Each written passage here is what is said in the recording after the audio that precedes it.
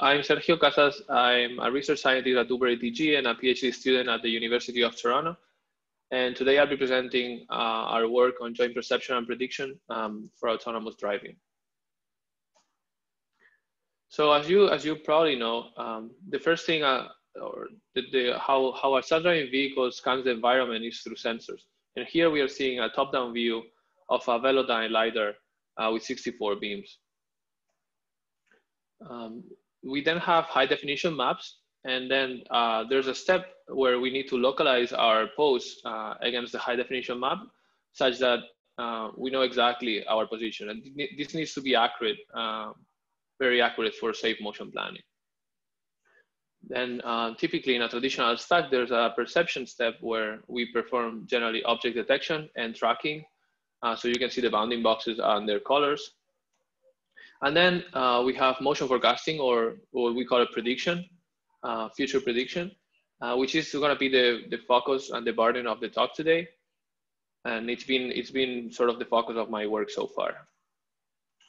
Finally, once we know once we have the detections and the motion forecast, we can reason about what are the obstacles into the future to plan a safe maneuver.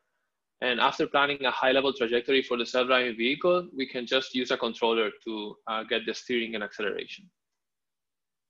So in today's agenda, I'll first really briefly cover joint perception and prediction, just to motivate why we use this framework. And then I'll cover the three works that were mentioned by Lorenzo in the email. So basically Spatially-Aware, or how to model interactions with graph neural networks, how to incorporate prior knowledge about driving, and how to generate sync-consistent samples of the future.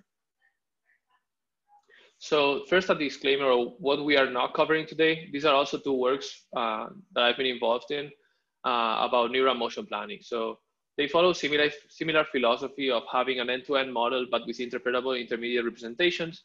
But because they diverge a bit from the main topic of the talk, and because of time constraints, I'll not be covering them today. So let's start with joint perception and prediction, which we for short call PMP. So the traditional pipeline has a lot of pros and good features, which basically mostly interpretability, but also the fact that it's really easy to incorporate prior knowledge. So because the intermediate results are interpretable, we know a lot about them. However, some of the cons are that we need to handcraft intermediate representations. So basically, there's sort of a contract between detection and prediction and motion planning. And this contract tends to be very low dimensional representations such that they are simple from each team to generate and pass to the next one. However, even though they are simple, in this simple representation, it's very hard to encode uncertainty, or at least all the uncertainty that we would like to propagate. And another critical aspect of traditional pipeline is that the computation is not shared. So you generally have this cascade of modules, perception, prediction, and motion planning, and each of them has its own runtime, and everything needs to run in real time, right? And real time, it's hard to define, and I'm not gonna get into how many milliseconds, but for example, just think that the LiDAR spins at 100 milliseconds. So every 100 milliseconds, we get a new sweep. That means we get new observations of the world, and we would like to act on them. So joint perception and prediction basically takes the best of both worlds. It's interpretable, easy to incorporate prior knowledge. We get faster reaction times via computation sharing, and it naturally propagates uncertainty through the neural networks.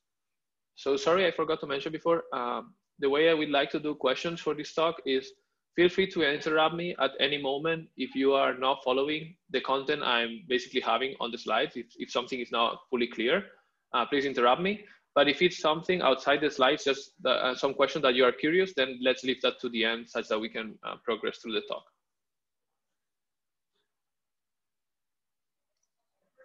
So I like you to think about joint perception and prediction as this box here, that it gets sensor data and maps, and it produces distribution over future trajectories over other actors. So here we have the self-driving vehicle, and here we have an actor on the scene, and the possible some set of samples. So more concretely, how we do this, is that we voxelize the LiDAR. So basically we get multiple LiDAR sweeps from the past. Generally we do 1 second, 10 LiDAR sweeps. And then we can basically voxelize them in this top-down view called bird's eye view, which is what you are seeing here. And then we get time. And because all of them have the same dimensionality, we can just stack height and time into the channel dimension of this multi-channel image. And then we can do the same for the raster map. So basically we take the high definition map, which is generally coming from a lane graph, and we rasterize each of the semantic components in different channels. So for instance, here you have here is rastered in RGB just for clarity, for visualization, but how we encode it into the network is that we rasterize each semantics into one channel. So basically crosswalks will be on its own binary channel. The drivable area will be on its own channel, and as well as the lane markers, for instance. Then because these two inputs have the same resolution and dimensionality in terms of height and width in this top-down view, we can simply like have the same architecture, like a two-stream convolutional neural network, to extract features from each of the modalities. And then this can be concatenated along the channel dimension. Maybe I can use the pointer. And finally, these two pieces of information can be fused with another CNN. And these fused features, I'll probably also refer to them as scene features. So yeah, once we have extracted these scene features, what we can do is we can perform object detection, which gives us here the 3 red boxes. And for each object detection, we can assign a region of interest. And because we know that vehicles generally drive forward and that they drive faster along their heading direction, we use this asymmetric region of interest that has more space forward and to the side than backwards, for instance. And then for each vehicle, we, by extracting features with rotated ROI align, which basically can crop the feature map and bilinearly interpolate it, we can get these spatial features for each actor, which we call the actor context, and then process it further with a small CNN. And we can consider this in a very, very simplistic model. We can just directly predict trajectories for each vehicle from this local context. But in this talk, throughout this talk, basically, this will be the more general framework that we are using, where the perception part, it's mostly going to remain fixed throughout the other works I'm going to present. We extract features for each actor this way, and we consider this the input to the motion forecasting module instead of past trajectories, as was typically done. And then inside this motion forecasting module, there can be interaction reasoning or not, and we output the trajectories for each vehicle. So just to finish the motivation of joint perception and prediction, here are some previous works: social STM, convolutional social pooling, and CARNET, which were proposed in the more traditional motion forecasting setting, where you get past trajectories from each actor, and then you are supposed to predict the future from those. However, in these papers, generally the experiments are pursued on the regime where we have access to the ground truth past trajectory. However, on board of a self-driving vehicle, of course, we don't have access to the ground truth, so we need to perform tracking to get past trajectories. So here we basically took an off-the-shelf unscented Kalman filter with Hungarian matching as our tracker to obtain past trajectories, and train the model and basically evaluate the models on these noisy estimates of the past trajectories rather than the ground truth. And then we obtain basically the blue results, which are, I'm showing final displacement error of the mean prediction at 3 seconds and the collision rate between predictions. So what's the percentage of predictions that collide up to 3 seconds? And note that this is per mil, not percent. But we can see how basically they get pretty big errors and a lot of collisions. And then what we did, the experiment we did, is we transformed these methods into end-to-end joint perception and prediction methods, which basically means we remove the past trajectory encoder proposed in these works, and we replace it with the feature extraction that I've just covered. So basically there's no tracking, there's just detection, and then from object detection, we crop these features, and from that we predict. And we can see how we can get like notable, like pretty big improvements over these baselines, which motivates our framework. So let's jump into spatially aware graph neural networks, which is one of the 3 works I'm covering today. So why do we want to model interactions? Probably you all are well aware, since Alexander is first author on social STM, which is the work that sort of opened up this whole field. So interactions are basically everywhere. In this case, for example, we have 2 vehicles coming at a lane merge, and these are the past trajectories. And basically from the past motion, we cannot really tell whether this vehicle is going to yield or this other one, or they are actually going to collide, or both are going to break, or what's going to happen, because the future motion is highly conditioned on the interactions between them. So this also happens at unprotected left turns, 4-way stop intersections, yields, and car following, even in car following behavior, where if the car in front of you is braking, you are also probably going to brake. And the challenges that interaction reasoning poses is that the interacting vehicles might be far away. So this requires a particular architecture. There are very complex road topologies that also affect the interactions. And there's a variable number of interacting vehicles. So normally there's 2, but more generally, there can be any number of vehicles interacting in a particular interaction.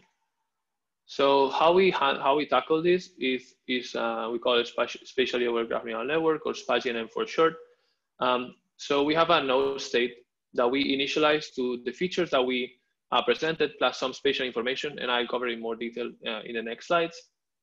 Then we have a message function that basically computes these messages between nodes, where the nodes here are the vehicles, and we assume a fully connected interaction graph. And then we can, once we have these messages, pairwise messages, we can perform aggregation. So for each node, aggregate the incoming messages, and finally update the node representation. So this initial node state gets updated after each propagation, and then we can run this graph propagation for case steps. And finally, after we've done, we are happy with our propagations, either because we've checked convergence or we just have a fixed number, we can predict the future trajectories. So I'll go one by one over these steps and what's most important, or what we saw that made the biggest differences. So in the initial node state, we basically compose our feature vector, or our state, by 2 semantically different pieces of information. So first we have the spatial information, which is composed of location, dimensions, and the heading of the vehicle. And the reason why we need this is because from these ROI region of interest pool features that we saw before, that get extracted from the backbone through rotated ROI align, these features have a lot of interesting information about the past motion and the uncertainty around an actor, for example, around its detection itself, how confident we are, but it does not have information about the global position of the actor in the scene. So that's why we need to include this spatial information, and as we'll see later on the ablation, this is very important. So once we have our initial node states, we basically need to exchange messages between actors such that they are aware of each other. And the spatial information from the sender node here is transformed into the receiver node coordinate frame. What this means is we don't do anything with this part, but for the spatial information side of the node state, we transform it and make it relative to the neighbors, basically the neighbor that is receiving the message coordinate frame. And what this achieves is that it makes our message passing invariant to global scene post changes. So you can imagine this scene is basically defined by some global frame, and the global frame here is the self-driving vehicle heading, but it could be anything, and it's basically arbitrary. And the interaction between these 3 actors is basically the same if the global frame is rotated and translated. So this is what this making the spatial information relative achieves. So then we can go into the aggregation step. So once we have the messages that the neighbors send to node C, basically A to C and B to C, we can just put them side by side, take the max pooling across the neighboring dimension, which our case, this doesn't need to be fixed. And then we get the aggregated message. So we use very simple max pooling, and this is an invariant, permutation invariant aggregator that basically doesn't define any ordering on the neighbors. And finally, to update the node states given this message passing, we can just take the previous state of a node, the aggregate message to it, and use it as the hidden state and input to a GRU cell. And then this gives us the updated state. And just to clarify, the GRU cell, the GRU is not unrolled. This is not a recurrent network here. We are just using this recurrent, like basically just the cell of the typical GRU recurrent model. But this could be anything. This could be an MLP, and it probably will work as well. We didn't really upgrade it and adopted this because of previous work. Use this aggregator.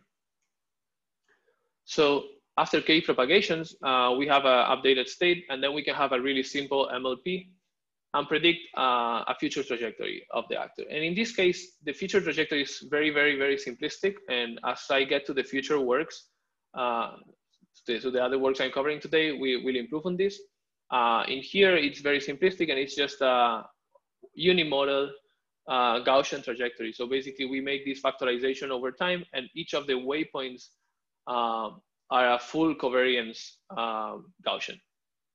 And this is predicted on the actor relative frame. So the frame defined by the heading and location of the actor at the current time step.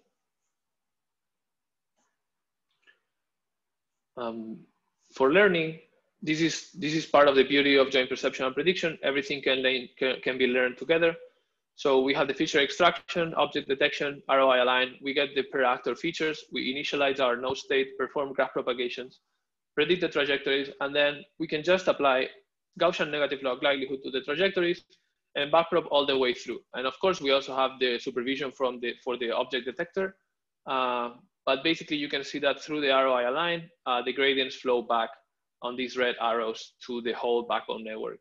So basically, the features are not only optimized for object detection, but rather for object detection and motion forecasting. So here's regarding the topic, the sort of the comments before about the map. Here is a very simple, the initial Fast and Furious model. This one doesn't have map, but that's not the only difference. The backbone is also weaker. So then there was internet. And this is detection MAP. And then after internet, from internet to SPA-GNN, there's actually very, very few changes in the backbone network. There's a few still, but most of the changes here are about the interaction operator. But then later we'll have a very apple-to-apple comparison on the interaction operator only. So yeah, but you can see basically this is just with respect to previous work. So these are baselines, not ablations. We improve on basically detection, motion forecasting, so the final displacement error at 3 seconds, as well as the and a lot on the collision rate. And this is showcasing the importance of interaction reasoning. So these two methods don't do interaction reasoning, and internet just does a lot better because the backbone network has a much higher, much bigger receptive field. So even though we don't model explicitly the interactions with a graph neural network, because this receptive field is so big, it can still reason about neighboring actors.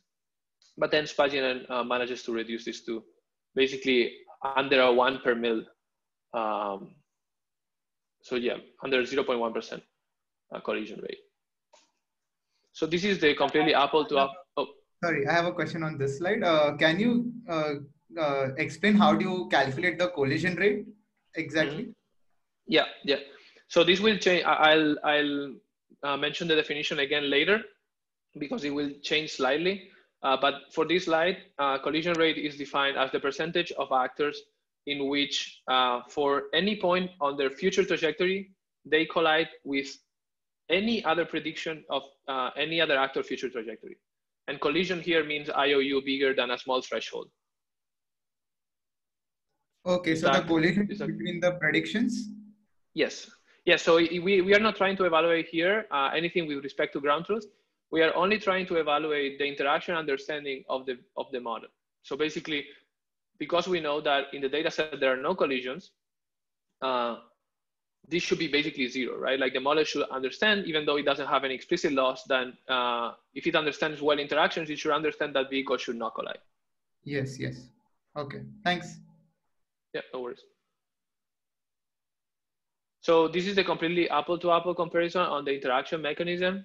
So these are the adapted end-to-end methods that I introduced before. That's also why I wanted to introduce them at that point. So these are not the tracking-based no map. These basically share the exact same backbone network as our method, the exact same feature extraction, but then the interaction mechanism and trajectory decoder are the ones original from their paper. So what we see here is, and of course, like we can see that now the numbers are a lot more closer, since the backbone definitely has a good importance as well. But yeah, we can see that our method still improves and basically further understands the interactions. Here is the final displacement at 3 seconds, and here is the collision rate. So our improvements are mostly on collision rate, but also on the final displacement error.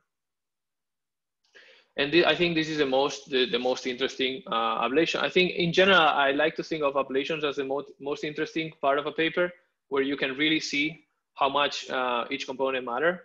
So here, what we show is GNN RROI is basically the framework I just showed you, but without the spatial information at all. So basically, let me go back quickly.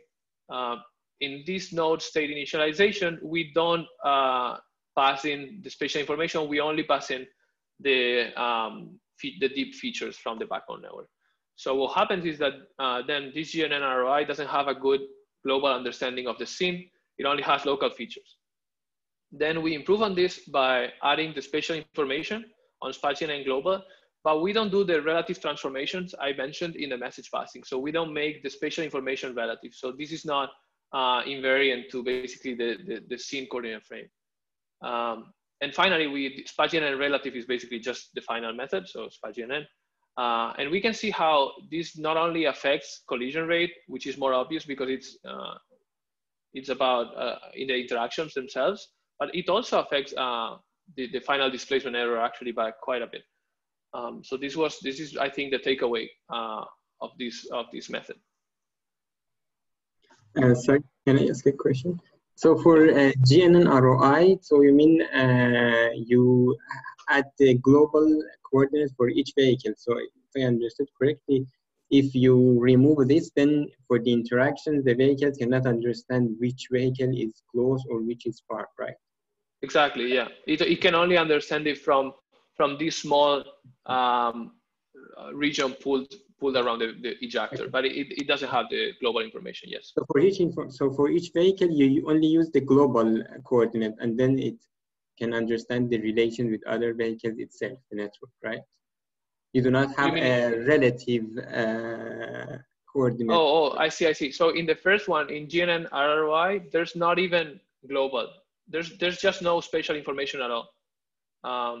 Just this part of the vector, it's there. So basically just the features, yeah. Then the next step is we just have this information in global frame and we don't transpose it. We don't transform it. Yeah.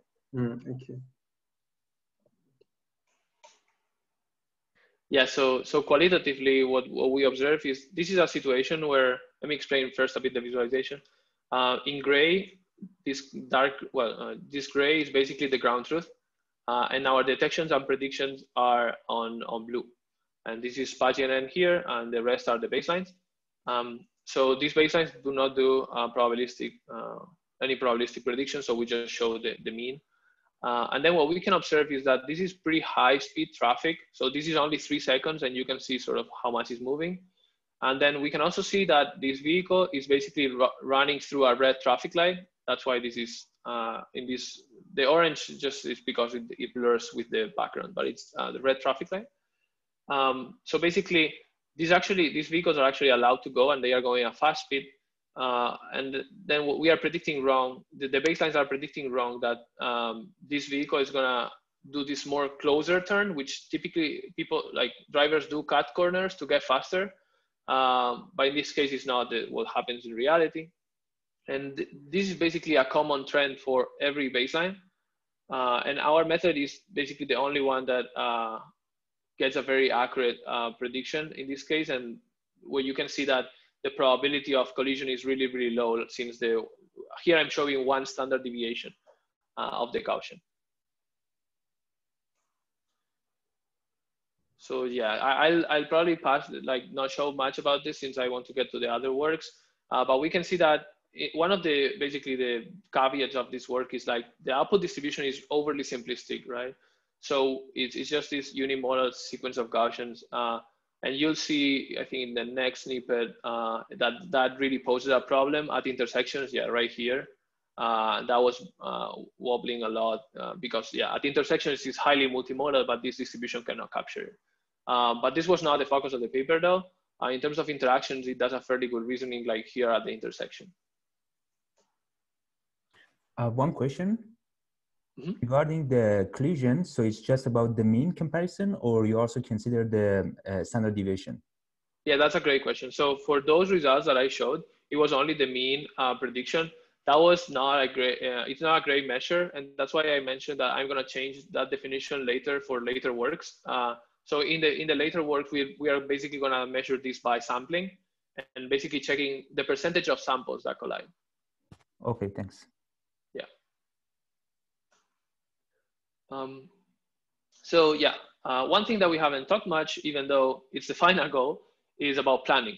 So the reason why we do motion forecasting, I mean, it has other applications, but in autonomous driving, in autonomy, the reason why we do motion forecasting is to basically give the motion planner the states of the obstacles into the future, dynamic obstacle. And here we, just for a quick notation, we say Py given X for the distribution over trajectory Y given the actor context X, extracted the way I showed before. And basically, so if we can express our desiderata in a very compact way, we want high precision and high recall of our motion forecast for the plan to be safe. And what does this mean? So we can assume there's a ground truth distribution, even though we don't have access to it, right? We generally just observe a single realization from this ground truth distribution. But we can show here all the samples from this distribution in black, and also the samples from our prediction model in purple. So in this case, we say it's an accurate model because it covers the distribution well and it doesn't have unrealistic samples. Differently, in this case, we say it has low precision and high recall. The high recall is because it covers, but it's low precision because it has unrealistic sample. And in this case, it's the opposite, where we have high precision because we don't have unrealistic samples at all, but the coverage is not complete, right? We are completely missing this mode, so it does have low recall. So the key ingredients to succeed at this task is, we believe, is multimodal uncertainty. However, even though if you have a very, very expressive probability distribution, if you don't have any other cue and you only have the past motion, basically anything that is dynamically feasible, it can be likely to happen. So the way to make this distribution less entropic is to use our map understanding. And this is going to be basically the goal of this work, how to leverage the map better than just using it as an input. And finally, the actor-to-actor interactions that we model with SPA-GNN can also help us further constrain the set of possibilities. So I'll skip this pretty quickly, but there are many output representations that can basically achieve these desiderata. And mixture of Gaussians, occupancy grid maps, trajectory sets, and autoregressive methods have been proposed. In this work, we just choose mixture of Gaussians because of simplicity. But as long as our work applies to any distribution that you can get closed form likelihood and that you can sample fast from it. So let's first get into what are the problems with training prediction the way we are doing it. And this is very planning centric. So here we have the self-driving vehicle, and here we have another actor. And then in green, we have the ground truth trajectory that actually happened, that we observed. And most of the works, or a lot of the works at least, are trained with Gaussians or L2 loss, which is basically induces this level set that it's a circle, right? So basically these predictions, these red and blue predictions have the same L2 error. However, they have very, very different consequences. Like if we predict the red one, it's probably gonna cause the SDV to hard brake or to get out of the road to avoid collision. While if we predict the blue trajectory, even though it has the same L2 error, it doesn't have any consequence for, any consequence for autonomy. It will basically be the same as the green one, as both of them stay on the lane.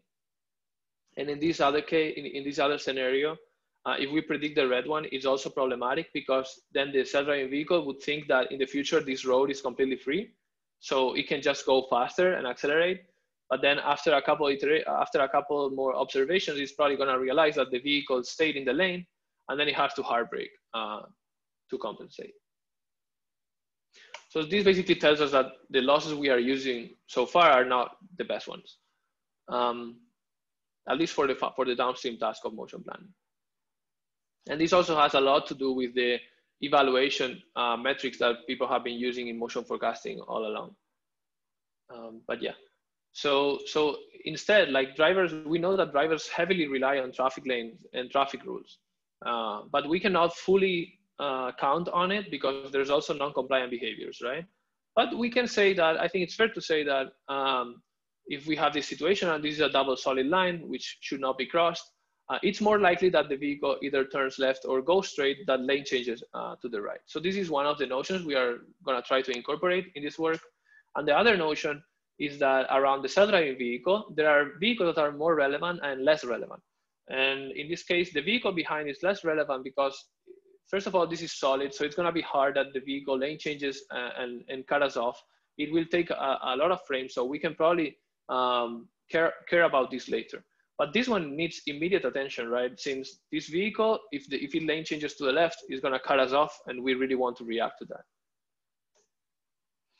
So our approach here is basically a prior informed loss function. And this is in contrast to inductive biases on the architecture, where, for example, you can make lane relative predictions. And we do this because, as we said, some actors are non-compliant, and we believe a loss function can be a good approach. That can be basically, it's not a hard constraint, but rather just informing the model that about our prior knowledge. So the prior knowledge we want to incorporate might be non-differentiable. If we think about the case that I was mentioning before, we were talking about lane changing. Lane changing is something very, very discrete. It's either lane changing or it's not lane changing. So a lot of the actions, or basically being in the lane or outside the lane, is a very discrete decision. And it's gonna be, it will be hard to have find a appropriate smooth loss function that we can backpropagate through directly. But what we can do is we can always define a reward function that is a function of the predictions of our model and the context. And the context here includes the map. So for the first one, we encode this into a reward function that is extremely simple. So we compute the reachable lanes, which are shown in this green shaded area. And we basically just say for each sample, so the green is the ground truth, the blue and reds are samples from our model. For each samples, we can say if we want to reward it or penalize it. And here it's really a +1 - 1 shaped reward. And basically what we do is that if the ground truth stayed on the reachable lanes, then we would like to encourage the distribution to also stay. So we reward the samples that stay on the green shaded area, but we penalize the ones that go outside. And in the case of non-compliant behavior that we observed, so basically in this case, the actor was actually going into the right lane, we just ignore every single sample. So we don't reward it or penalize it into our prior informed loss. And the reason is also because high definition maps can be noisy. And sometimes we believe this is a non-compliant action, but it's actually a compliant action. It's just that we have a map error, right? So we don't want to penalize the model too hard on this case. So we just ignore and just train through the regular reconstruction only. I'll get to the training exactly a bit later. And how we encode the other prior knowledge that we mentioned about the importance of actors is through the SDV route. So the self-driving vehicle has a goal, it has a mission, and that goal can be defined as a location, a final end location, and then from that end location, we can compute a route, which is a series of lanes that lead the self-driving vehicle to that location, which is shown here in blue. And then what we can do is that we can, very similarly to the reachable lanes, consider whether the predictions of the other actors fall inside or outside this region. So if the ground truth fell inside and we predict a sample that falls inside, we want to reward this. And this is really important to recall this action because the SDV is gonna need to break. So we really want to cover this. We really want to get this sample. And it's really dangerous in contrast to get samples that say that it's going to go straight, since that would make us think that this space is free, and then we can just go freely and potentially ending up in a collision. In contrast, in the opposite case where the vehicle actually stays on its own lane, we want to reward staying on the lane because predicting something getting into our lane will cause a break. However, I showed this in a lighter red because it's not as heavily penalized here. So this one is penalized 10 times as much as this one in our reward function. And this is because even though we predict this one, this is slightly dangerous because it might make us make a hard break, but it's not, there's no probability of collision here basically because this vehicle is staying on the lane. While here, if we don't predict this, this behavior, we really are in danger of collision. So how do we do this in practice? How do we incorporate this prior knowledge? Is using reinforce. So as I said before, we assume we have access to closed form likelihood, Py given X, and that is fast to sample from it. Then we can define a supervised loss to just be the negative expected reward. So we can see here, this is the expectation under our prediction, our trajectory distribution of the negative reward that we just described, which is just this integral. Then we can leverage the policy gradient algorithm reinforce to estimate the gradient of this loss function. And the way it's estimated is it's again the expectation over, oh sorry, there's a typo. This should be the same P theta as here. The expectation over our prediction or our policy of this term here. And what this term says is that we just need the gradient of our log likelihood. And the reward is, we are not taking the gradient of the reward. This is a non-differentiable part. The reward is just acting as a reweight, basically, of how much likely or less likely we would like to make this sample. So finally, because the expectation of this continuous random variable is not tractable, it's not tractable, we want to we just approximate this with Monte Carlo sampling. And that's the reason I said we need this distribution to be fast to sample, such that we can get a big S, so basically a big number of samples, such that the reinforced estimator doesn't have high variance. If we cannot sample quickly, then yeah, reinforced estimator is well known for having high variance. So with a small number of samples, then other approaches need to be considered, like adding a baseline to the reinforce, and yeah, which are out of the scope of this paper, because for the distribution, the model that we chose, we can really quickly sample. It's actually just sampling from the output distribution directly without any neural network in between. So what we do just quickly in terms of the model architecture is we adopt the same exact SPA-GNN framework, with the single difference that instead of predicting a unimodal Gaussian, we now predict a mixture of Gaussian trajectories that we call it. So basically this is the mixture here, the mixture weights. And then for each mode K, we predict, we factorize the distribution over time and predict this with varied waypoints with the full covariance as before. So if we get to training, this is super similar to the previous slide on SPA-GNN, with the difference that we now need to train this mixture. To train this mixture, there's an unsupervised component of it, because now we have many modes, but we actually only observe one realization of the true distribution, in this case, the green arrow. So what we do is, that, and this was proposed by previous work, both multiple trajectory prediction from Uber and multipath from Waymo, which is you can match the closest mode and just train that mode for this example. But you still train the mode distribution. So basically the weights of the coefficients of the mixture, you still train them by assigning as the true mode, in this case, the gray one, the closer one.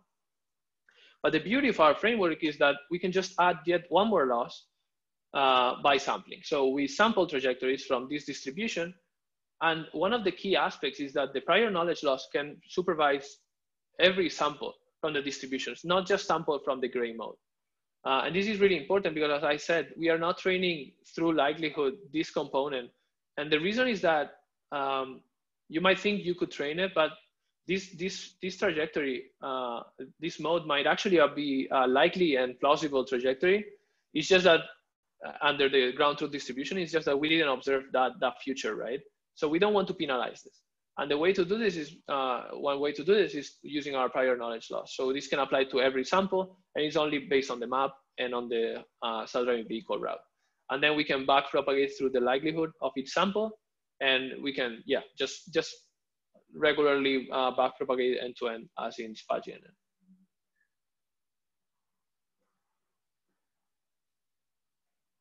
Let me know if there are questions about the method. I'll get into the results otherwise. Cool. So to measure the effectiveness of our approach, we first measure the final lane error, which is what this means is basically if the ground truth, in this case, we are simply, representing it with a black arrow. If the ground truth is on the lanes, then we consider a mistake predicting outside the reachable lanes and a hit predicting inside. And in the opposite case, just completely the other way around. So if it's outside, a mistake is to predict inside, and it's correct to predict outside. So with that definition, we get the final lane error in terms of percentage of mistakes. And we can see how our method improves on the previous baselines on the three. So this is only evaluated on moving objects, and it's evaluating taking the average across 50 samples for each vehicle. And we break it down further by the ground truth high level action. So whether the vehicle goes going straight, turning left or turning right. And Spatially-Aware plus here is just the base model that we are using. So basically Spatially-Aware, but with the mixture of Gaussians, but without the prior loss. So basically this model here. Without the prior loss that we are adding. So this is a completely basically direct comparison. Oh, excuse me. So, So about the evaluation, why when we turn left and turn straight is equal, is categorized as the same category, like they are not separated? Mm-hmm. You mean in this case the fact that the two of them are considered ahead, correct? Yeah, like yes. For example, why the left one not considered as red or? Yeah. Perfect. Great question. Thank you. So with this evaluation, I'll get later to the more regular evaluation where we also evaluate reconstruction. But here we are not trying to evaluate reconstruction of the ground truth, because the thing is, in this case, the ground truth says the vehicle went straight because that's what we observed, right? But the vehicle could have turned. It's just that we didn't observe that future because we only observed one possible future. So here we don't want to penalize for predicting realistic behaviors that are far away from the ground truth. Oh, so that means the red one is really not possible because it's based on the traffic rule. So it will be exactly. Red. Exactly. I see. Oh, thank you. Yeah. So yeah, sorry, I already mentioned this. This is the same model, just with and without prior loss. So this is the precision recall evaluation. So this is more about the reconstruction. So for people have considered and proposed different metrics in the past. So these are sort of the two main ones. So average or mean ADE and minimum ADE. So the average takes the average error across samples. So you can see that we take all these red arrows as error and we average them. And the minimum ADE just takes the closest sample and evaluate only that one. So basically this gets a bit into our precision and recall story that I was telling before. So if the average ADE is low, it means that assuming that the ground truth, single ground truth realization that we observe is a good estimation of the ground truth distribution, this actually talks a lot about the precision of the predicted samples.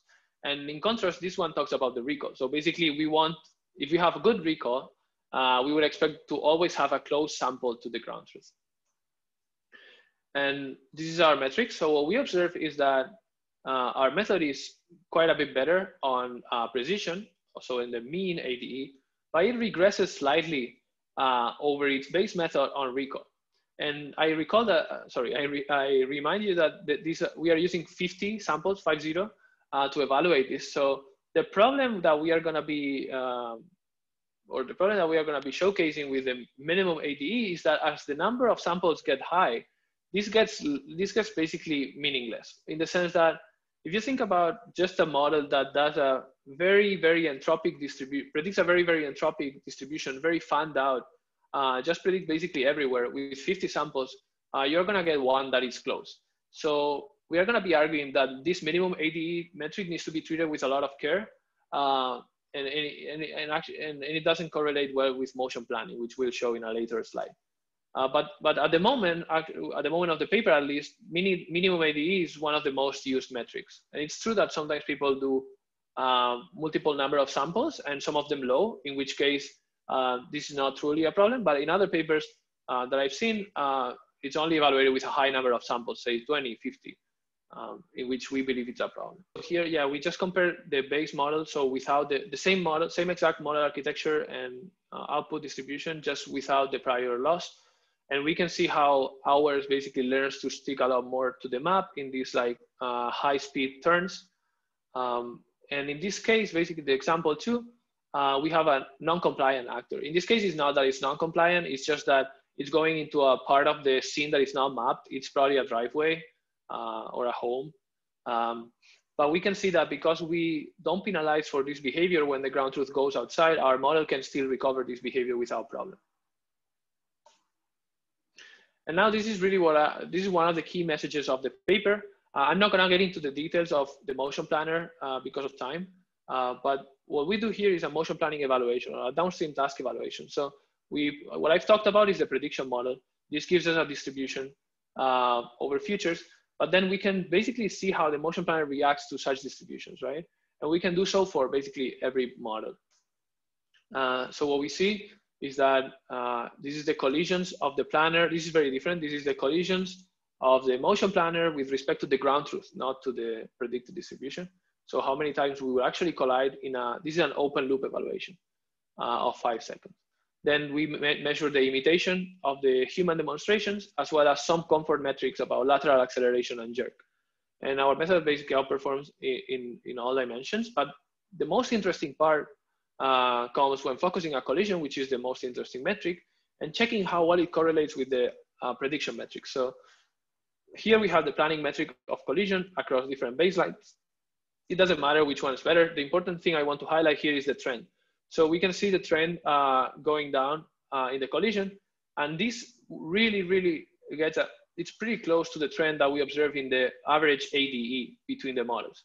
But it doesn't have pretty much, I would say, any correlation with like the minimum ADE, which was the most common accepted metric. So I think it's really important going forward for motion forecasting papers and models to be evaluated on the downstream task of motion planning.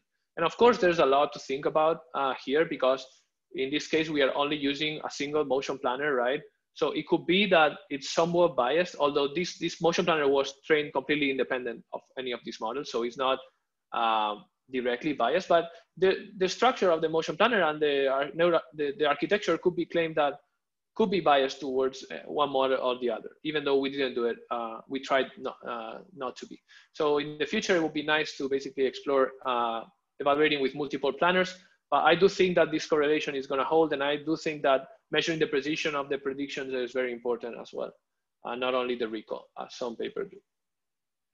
So yeah, if there are no further questions, I'll jump directly into the final work I want to cover. This is a very recent work that we published at ECCV, and I'm truly excited about it. I think it's getting the motion forecasting level in this method it's really high compared to before. So the main idea of this paper is the following. So far we have predicted distributions at the actor level.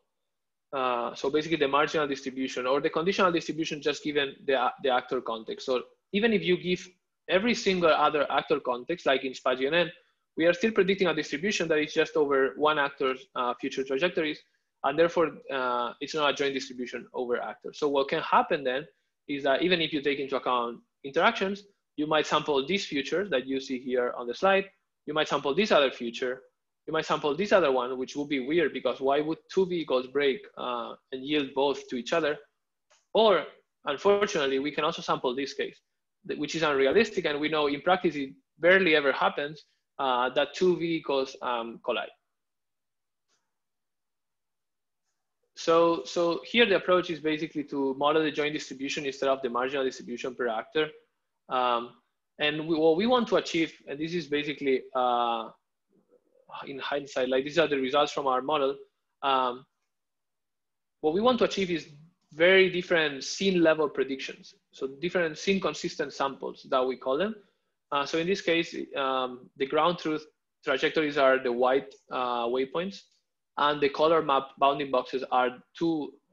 These blue ones is one sample, and this pink one to yellow is another sample. So what we can observe is that our model is able to predict one future where the traffic, the vertical traffic, it's flowing this unprotected left turn, but the horizontal traffic is basically yielding to it. And it can predict a different future where this vertical traffic is completely stopped and the horizontal traffic it's moving. So this was not able to do with the previous methods I've covered because of the fact that each actor would have its own distribution over future trajectories. And basically when you sample from independently from them, you get inconsistent samples, even though the marginals might be accurate. So as a bit of back. Sorry, I have a quick question. Does this imply also that you need vehicle-to-vehicle communication? Is something you... No, so this is without vehicle-to-vehicle communication. There's some work from our lab that does use vehicle-to-vehicle communication for better prediction, but this is not using it. The key concept here is that it's just about predicting the joint distribution as opposed to the marginal distribution per actor. So in this case, I'll get into how we do it. Yeah, still per actor, yes, thanks. Yeah, exactly. Like in this case, we have a genetic model. We lose the property that we don't have closed form likelihood anymore, but it's really expressive and can capture these sort of samples, and this is really important for two applications, basically. Motion planning can use this to reason about each scene separately and therefore be safe to each of them, as opposed to before where we are taking the expected cost over futures. And this is also very important in the task of simulation. So here we do it from sensor data, but you can imagine doing this from perfect perception and then using this model to simulate possible futures. Simulation is very important both for testing as well as for training new models with data augmentation. So yeah, getting into what was there before. So there were works started by Social LSTM basically that model this joint distribution, but it does it in a very different way than what we are going to do. They basically do this joint autoregressive prediction. So just first to recap, without the joint, an autoregressive model does this prediction over like one-step conditional. So condition on the green waypoint, you predict the next waypoint. And here by green, we mean that these are ground truth waypoints. And this happens during training. These models are typically trained to predict the waypoint at t+1 given the ground truth waypoint at t. However, what happens, and one of the key drawbacks from these methods is that, well, first they have slow sequential sampling because you need to run this one-step conditional model at every step. So it depends, it scales with your number of time steps. But even worse, like the compounding error is the most evident problem. Basically, at the moment, at the moment, the trajectory, so at inference, you're not gonna be able to condition on the ground truth anymore. You need to condition on your own samples to predict the future waypoint. So there's basically a quadratic compounding error happening, quadratic in the number of time steps. So as long as the early waypoints start deviating a little, it gets out of distribution and the model predicts unrealistic samples. There are ways to mitigate that, but I would say none of them are great. And then this is sort of the extended social LSTM framework that was extended by, for example, R2P2 and precoc models. And while it is true that it offers a very, very intuitive way of modeling interactions by basically having these connections at every time step, this doesn't basically get rid of the issues that we've talked about, which come from the autoregressive itself, not from the fact that it's social. So here we propose a very, very different method basically to tackle this joint distribution, these joint predictions. So just for notation, this is the same feature extraction, just so that you know that I'm gonna call them X1, X2, X3, basically the number of actors, and big X is the set of this local actor context. So in this case, basically, what we can do is, instead of thinking of this autoregressive model, we can think of this latent variable model. So in this latent variable model, we have we call this big Z, controlling basically all the unobserved scene dynamics. So you can see all actors' contexts are basically, this Z is this latent distribution is conditioned on everybody's actor context, and we then predict everybody's future trajectories based on this of a latent sample. But the key idea here is that this is really hard to do with a scene level latent variable, and the reason is that mainly two. The variable, there's a variable number of actors. So in this case, there are 3 actors, but we can have generally n, where n is variable, and therefore, like, having a fixed size latent is not ideal. And on top of that, the complex map topology and traffic situation, it can be really hard to encode as a global frame. But then we are gonna propose something different, which is the following. We basically distribute the latent across actors. And I say distribute because it's not this Z1, it's not only capturing information from X1. As you can see, like, there are arrows, this is fully connected bipartite graph, basically, between input and latent. So each latent component is conditioned on everybody's context. And what this achieves, even though if you make a independent assumption over the latents, that doesn't matter, because once we sample, we can use another fully connected graph to predict the future samples. And there's going to be a key distinction here that I'll cover in the future slide. So hold on. But the key, in terms of architecture, how we do it is that basically we reuse the SPA-GNN module. But here, the SPA-GNN, don't think about it as predicting a trajectory into the future. Just think about the graph architecture itself, like the message passing. That's the part that we are reusing. So then we have message passing from X to Z and message passing from Z to Y. So let me first cover how this can do inference. So we have all the actor context. We can initialize the node states of our SPA-GNN, in this case, a prior network. It's called a prior because it takes, it predicts the distribution over the latent given the input of all actors. And this is just simplifying the drawing here with one Gaussian, but these are actually a battery of Gaussians as showed in the earlier slide. Then we can sample a possible future, which in here is summarized by the latent variable. So Z1 here is like just one sample of this probability. And we can then feed this into a decoder to predict one sample. And this is one of the key aspects of this model. The decoder is deterministic. So we are not predicting a distribution over outputs anymore. We are pushing all the uncertainty back into the latent distribution. And then once we sample the latent, so once we have this Z1, this process is fully deterministic. It's a decoder that predicts a trajectory, not a distribution over trajectories. And then we can do this in parallel for many times. And we just need to run these, these decoders that here are shown separately.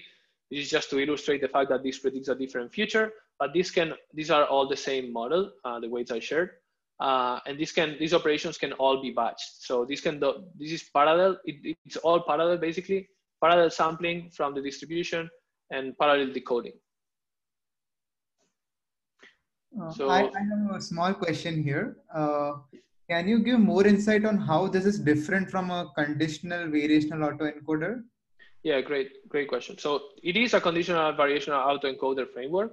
One of the difference is that we have done this distribution of the latent, but this latent is not conditioned only on X1, which is what some other models did. It's rather conditioned on everything. So you can think of every single component of this latent as a distributed representation of the scene latent, not one actor's latent. That's one difference. The other difference is that generally in conditional variational autoencoders, people do use an explicit distribution at the output level. So they still, even though you have a latent distribution, you would still have a PY given Z and X. So when you do that, that's perfectly fine if you don't care about scene consistency. But to get scene consistency, one of the keys is that there should be no uncertainty left after the graph propagation. Because what happens if you have uncertainty left here, basically meaning you still have an independent distribution per actor. It's just that it's not py given x anymore. It's py given z and x, but it's still a distribution over actors' future trajectories. And then because it's independent across actors, when you sample from it, you might get these inconsistent futures. So here, by having the deterministic decoder and not sampling from the output, we make this basically approximate the joint distribution. Okay, thanks. Sorry, I have another question. So I didn't understand when you sample from different latents independently, how you can have, for instance, these two cases that you have. So intuitively, I didn't understand how having different latents that you sample individually will get to these compliant cases.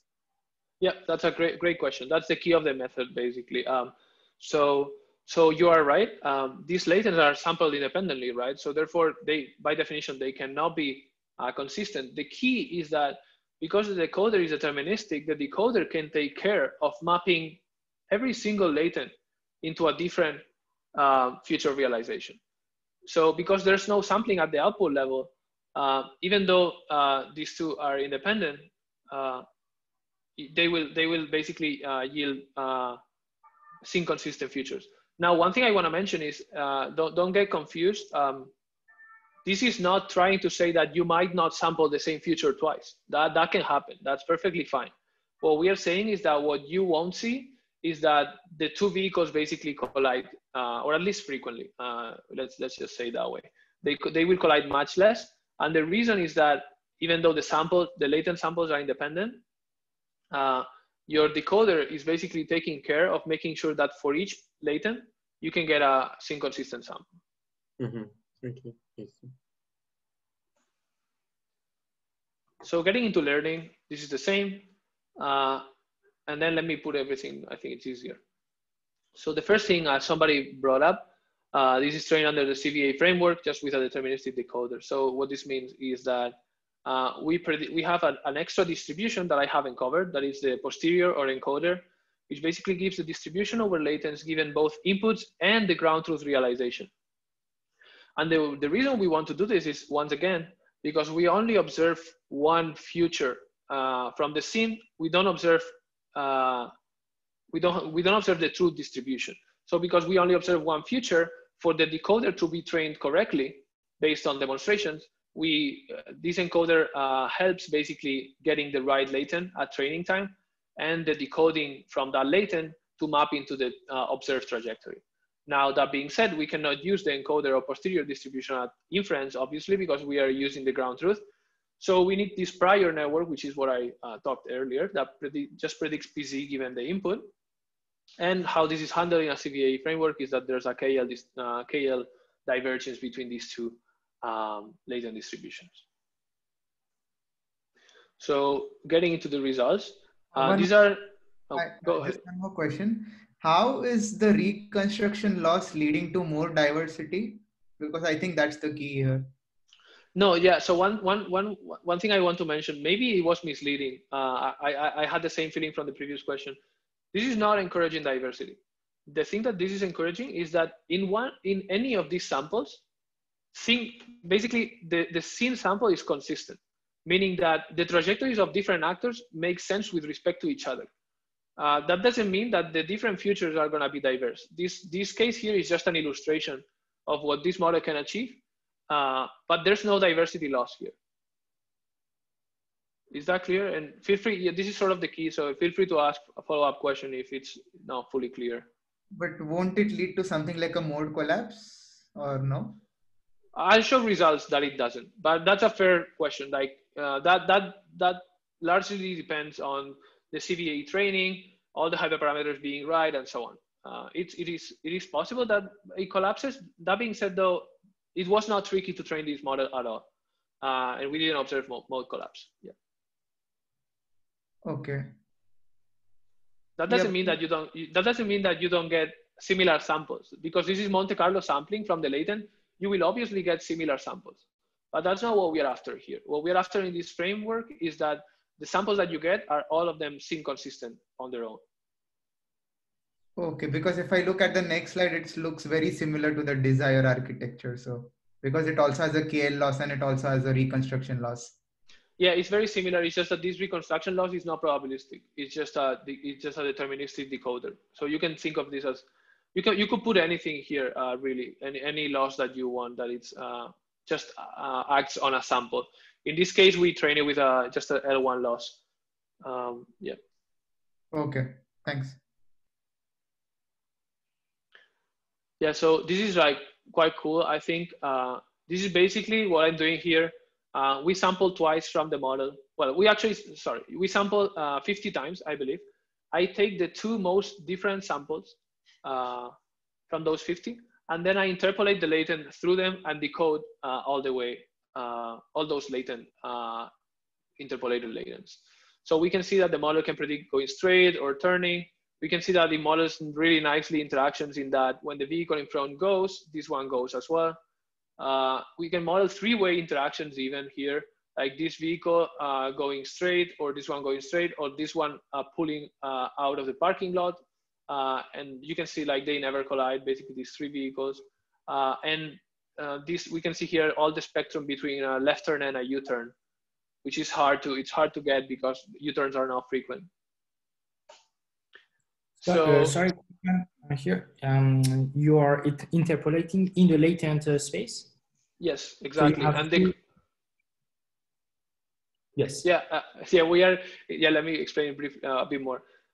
We are taking basically two samples, right, from the latent, and we are interpolating linearly through each of them. I think there are 10 interpolations there. And then for each of these 10 interpolations, we decode them with the deterministic decoder into the sample. And that's what I'm visualizing, basically. Yes. And is there any intuition why this is smooth? Yeah, that's a really good question. I actually like, this is exactly the reason why we did this visualization, to check if it was smooth or not. I would say smoothness is actually, so the intuition of why it's smooth is because, I would say realistic. How come it's quite realistic in between? Exactly, yeah. There's still some caveats, like I can show you one failure within this one.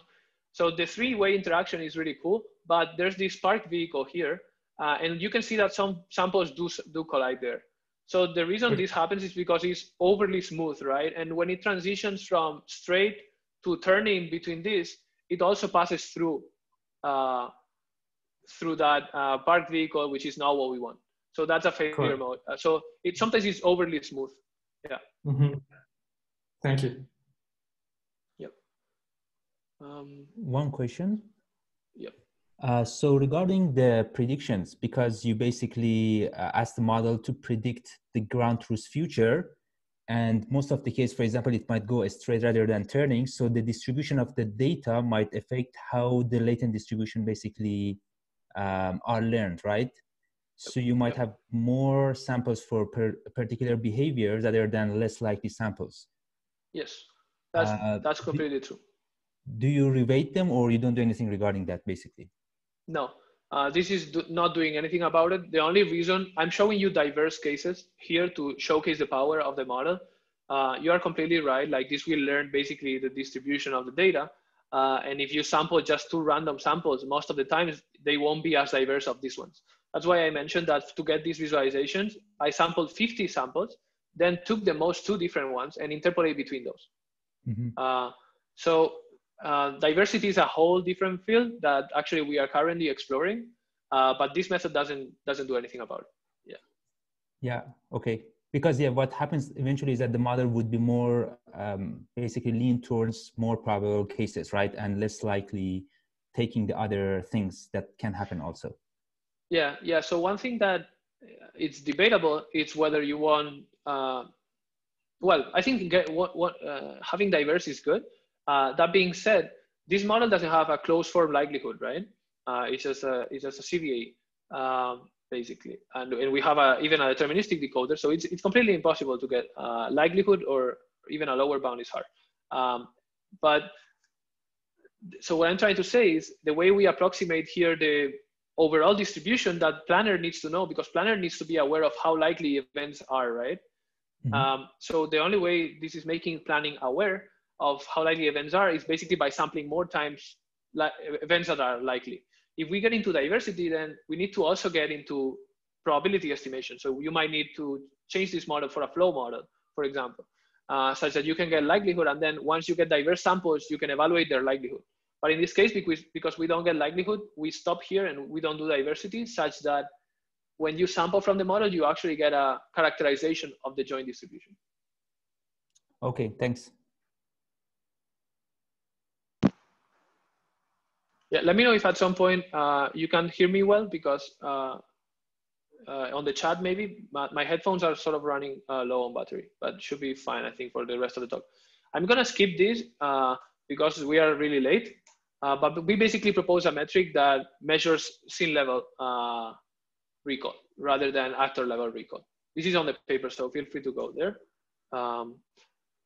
So in this case, the scene collision rate, we call this scene collision rate, SCR. This is getting back to some of the previous questions. This is at the sample level. So now what we are doing, we are sampling these scene level samples, and we are measuring the percentage of time they collide with each other within a scene sample. And what we see is a massive reduction, basically a 75% over the best baseline ESP. On the collision rate. It also improves on the realism in general of the predictions, but it's not as big of an improvement as for the scene collision rate, which is really, really big. We were really happy with these results. Just to mention, this baseline on the first, on this block are independent outputs. So the way we get scenes to measure their collision rate is just by randomly sampling per actor.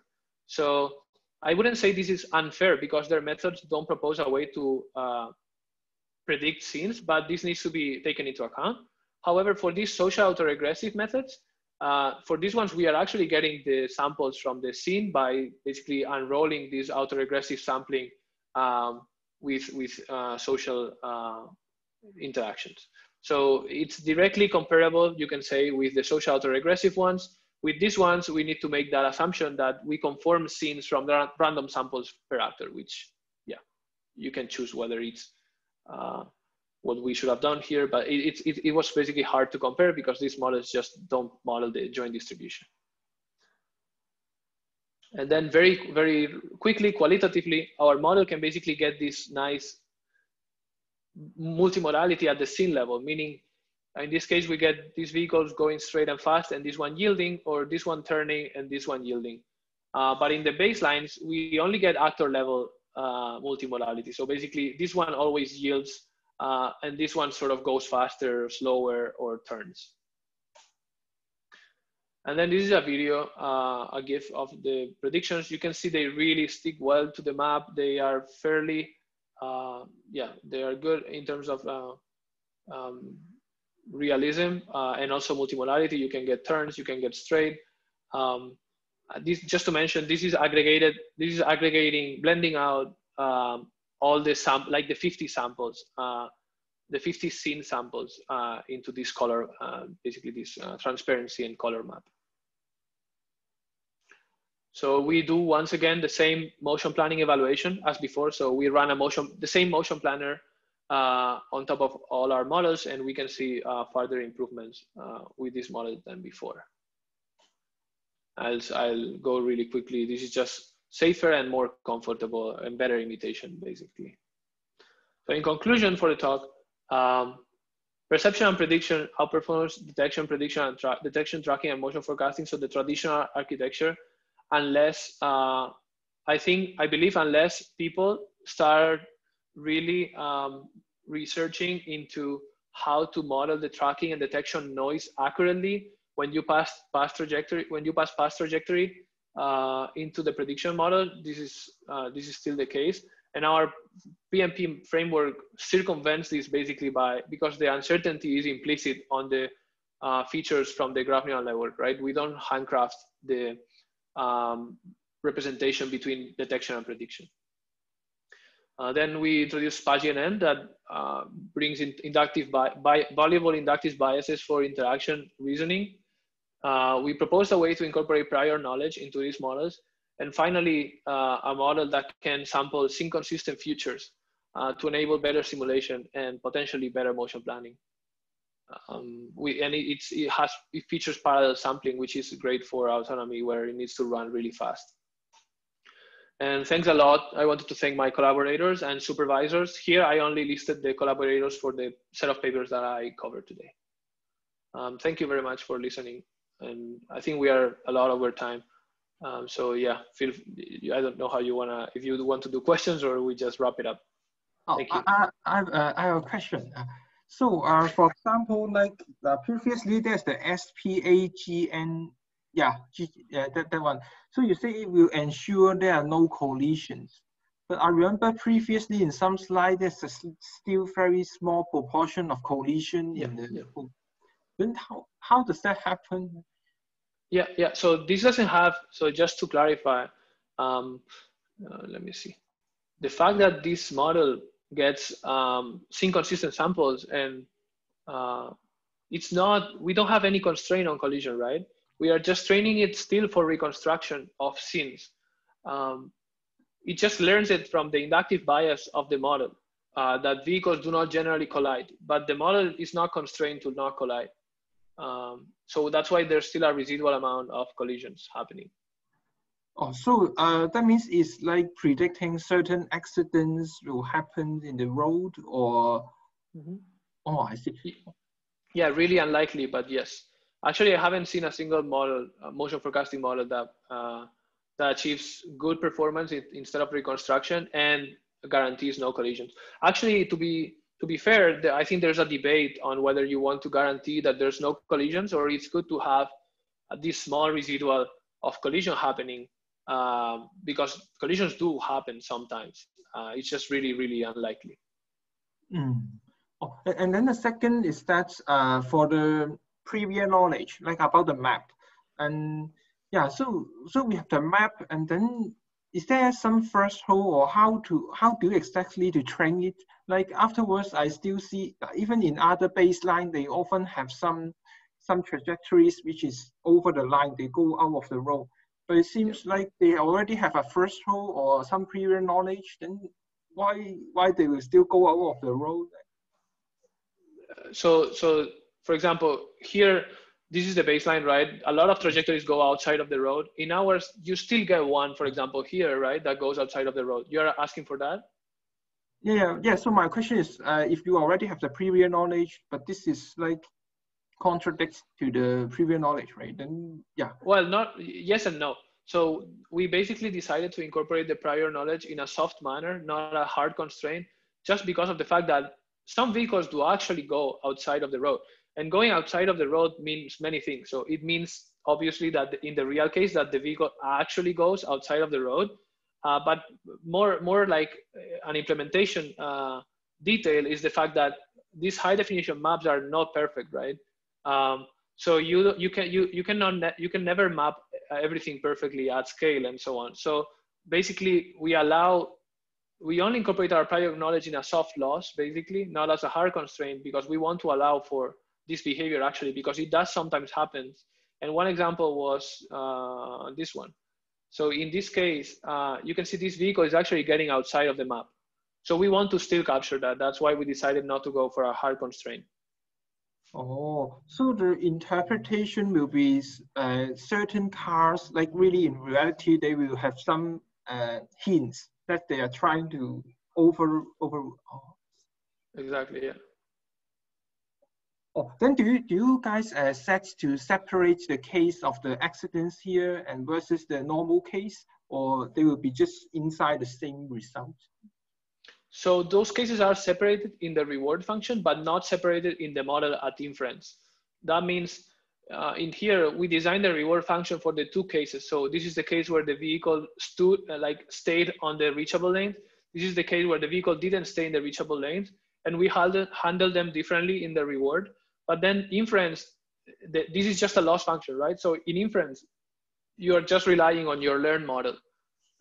So the learn model is basically the same for every actor. It just, the way the model implicitly decides whether somebody's going out of the road or not is basically just given the context, right? The past the features from the past LiDAR points and the map. But yeah, it's a loss. Oh, so thank you. Oh, thank you. Thank you. Sergio, I have a question. This is Alex. So first of all, thank you. I mean, this is quite impressive, all the amount of work you have done. It's impressive. I have two questions. Maybe my first one is based indeed on your experience on all these challenges that you have identified and try to give a solution. What is remaining? What do you think is still one of the most important problems that we should focus? And my second question, my second question is, I also like anyway to do everything jointly, perception, forecasting, and even planning. But for perception, it seems that, sorry, using LiDAR is much easier than using images to do jointly. So I was wondering if you think that it still makes sense to do perception and forecasting when perception is based on an image. Yeah, great questions. So for the first one on what's left, can you still you can still hear me properly, right? Yes. Okay. Thank you. Yeah. So for the first one on what's left, I think there's a lot of things left, but very related to the work I showed today. I think there's two components that one of them was touched briefly upon. So one is diversity. So in the last model in ILVM, we are just predicting we are basically sampling, doing Monte Carlo sampling, and therefore we are really conditioned on our data set and the data set distribution. That's what we'll get at Inference, right? But for safe planning, we do want to recall those highly unlikely events. And to do so, we need a way to sample diversely. And there's a literature on the Chris Kitani's group on CMU has some works, for instance, on diverse sampling. And we do have some current ongoing projects, so stay tuned for that. I think that's one key thing left on this line of work. Another is I really touched really briefly on the motion planning evaluation. Like, please read the paper if you are interested on the planner that we use. But that planner basically doesn't treat it doesn't actually, like, we could actually get better results than what we got in this paper if we change the motion planner. So this planner, it's planning for the expected case, meaning that even though we predict these separate inconsistent samples, the planning is just taking all of them, aggregate them, and take them as obstacles to plan. So it's not reasoning about, if I do this, this might happen. If I do that, that might happen. So that's also left. And then getting to your second question about LiDAR versus camera, I think one of the reasons, so first of all, I think current Uber approach is we want to be really safe, and therefore we believe first we need to achieve safe self-driving using the best possible information, in this case LiDAR, and then get more into camera. We do have some works, not me particularly, but from the lab there are some works of camera and LiDAR fusion, for example. But you could raise a really good point. Like, part of how well these models work is because the LiDAR information is really powerful, right? So with camera, from my experience, it's also possible. It's just the absolute numbers are obviously going to be not as good. That being said, there's a recent line of work on pseudo LiDAR plus. I'm not sure if you guys have followed. That basically sort of reconstructs 3D point clouds from cameras. I think that's really interesting. I haven't explored it myself. Thanks. Thank you. Thank you very much for having me today. And sorry for going over time. Oh, thank you. It's been great, actually. I mean, you captured the whole audience for an hour and a half. It was been very nice presentation. So I think maybe we can wrap up. It's past an hour has passed. So thank you again for all your time and this great presentation. Yeah, thank you very much. Thanks everyone. Have a good day. Bye-bye. Thank you. Bye-bye. Thank you very much. Goodbye.